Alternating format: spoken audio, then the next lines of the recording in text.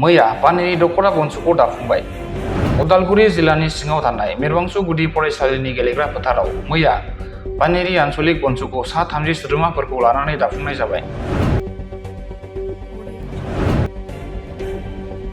पानेरि दख'रा बनसुनि आफादगिरि महरै मुस्रि दिबज्योति गयारि, नेहाथारि महरै मुस्रि जेरबास बसुमतारि, बुंथिगिरि महरै मुस्रि बिकि नार्जारिखौ सायख'नाय जायो। बे जथुम्मानि गेजेरजों बिबान मोननाय सोद्रोमाफोरखौ समायखिरा लाहोनाय जायो।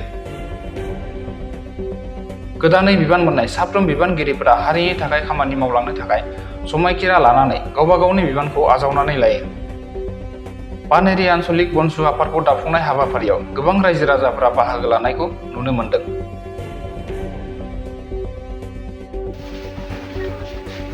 आं मुस्रि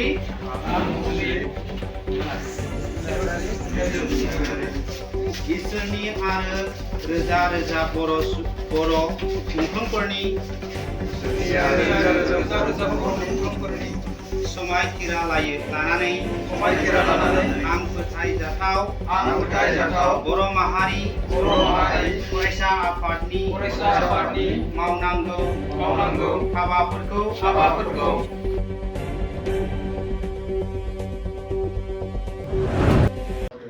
दिनै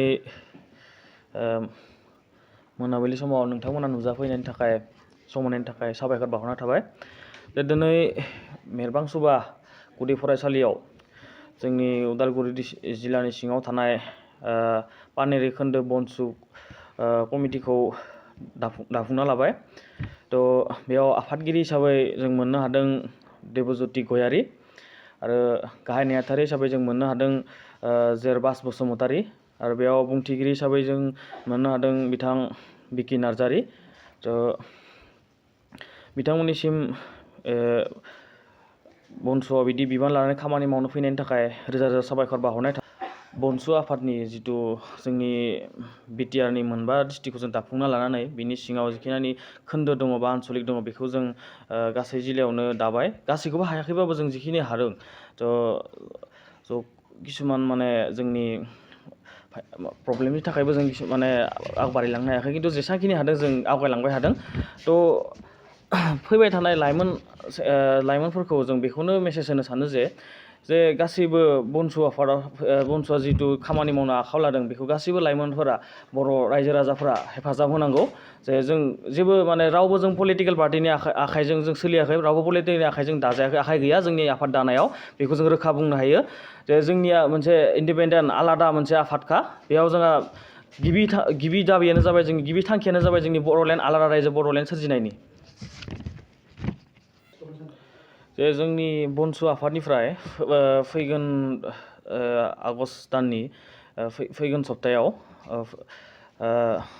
आगष्ट माने फार्स्ट सप्तायाव जोङो माने जों दिल्लीयाव थांनानै 2-3 घन्टानि धरना लानानै दा जिहेतु सामार सिजन सोलिबाय थादों बेयाव जों माने बे धरनाखौ होनानै जों बेहाय भारतनि गिबि मन्त्रि, नखर मन्त्रि आरो गोदानै सायख'जानाय हादरगिरिनिसिम जोंनि जिथु गोलाव समनि दाबि बड'लेण्ड आलादा रायजो बड'लेण्डनि जिथु जोंनि भारत संबिधाननि आर्टिकेल 2, 3 आरो 4 संबिधानाव जिथु लिरखानाय दङ जे रायजो माने गठन खालामनो हानायनि, रायजो बानायनो हानायनि। बे माबाखौ लानानै जोङो 2-3 घन्टा धरना लानानै जिथु मेम'रेन्डाम होगोन, जों बेयाव जों सेपारेट स्टेटनि जिथु जिखिनि दाबि दोङो सेपारेट स्टेट बेखौ जों मेम'रेन्डाम हिसाबै जों गथायगोन। बे हिसाबै जों गासैबो बर' रायजो राजाखौ जों लोब फैनानै हेफाजाब होनो जों गुरै खावलायहरनाय थाबाय। दिनैहाय नुजाफैनो हानाय नोंथां जेनेबा साংबादिकफोर आरो आंनि लोगोफोर, आं गासैखौबो सिगाङाव बयनोबो साबायखर होग्रोयो। आरो लोगोसे दिनैहाय जिथुनिखि मेल जाना थांबाय बनसुनि आरो आफादगिरि आरो जेनेरेल सेक्रेटारि, जेनेरेल स्पिकार बिथांमोना ओरैबायदि मोजां बानजायलांबाय जे गोसो बिख्लोफोरा दिनै आवलिनाय मोन्दों गावनि बर' जाथिनि थाखाय। गावनि बर' जाथिनि सेन्टिमेन्टखौ नुनानै बा दिनै थगायजानायखौ नुनानै ओरैबायदि गोसोआ गाबनाय मोन्दों जे दिनैहाय जोङो ओंखायनो बनसुआव बिथांमोननि जेनेबा बानजायनायखौ ओरैबायदि मोजां मोन्दों। आरो लोगोसे दा जों बनसुआव बिनिखायनो जुगदान होदों। मानो होनना बुंबा आं बयखौबो बुंगोन, गासैबो बर' सेंग्रा सिख्लाफोरखौ बुंगोन जे बड'लेण्डखौ बयनोबो नांगौ, थांना थानायनि राहाखौ बयनोबो नांगौ, मोनथाया बयनोबो नांगौ, फोरोंनायनि बा सोलोंनायनि नों मा साख्रि मावनायनि बा माबा मोनसे नोंनि हानि मोन्थाय गासिनोबो नांगौ। बेनिखायनो बे मोन्थायखौ लानानै जों नांनाया मोजां। आरो बनसुआ जिथुनिखि दा बिबान लादों आखायाव जोंनि बड'लेण्डखौ लाबोनो थाखाय बिथांमोननि बिराद गिदिर बिबान। बेखौ जों बयबो हेफाजाब होनांगोन। बे सासे सानैनि नङा बियो। बेनिखायनो जों गासिखौ दुलाराय बर' रायजो राजाखौ आं आखाइ खबजबनानै खावलायो जे बनसुखौ अननानै नोंथांमोना हेफाजाब हो